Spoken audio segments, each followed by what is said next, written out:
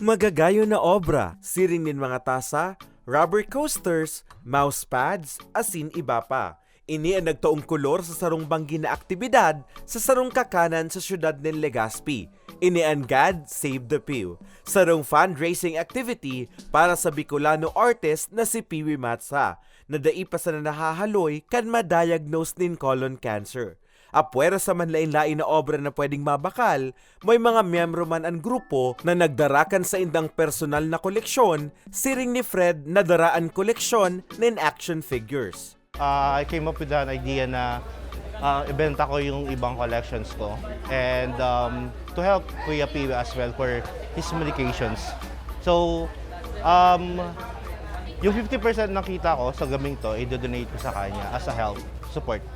And also, I just would like to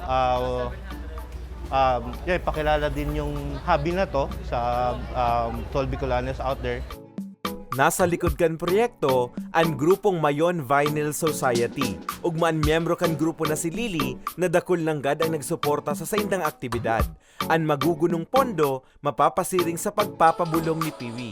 Isang member namin, na-diagnose na may colon cancer. So, as a group, we want to help him. This is a fundraising activity para sa kanya. Ang partner ni Piwi na si DJ, labi man ang pasasalamat sa mga nagtabang marealisar ang aktibidad. Sabi niya, kanakaaging simana pa sana kan ma-diagnose si Piwi kan sa iyang colon cancer. Alagad imbis na pangluyahanin buot, mas lalo pang nagkusog ang saindang buot, huli man kan suporta hali sa mga padangat sa buhay.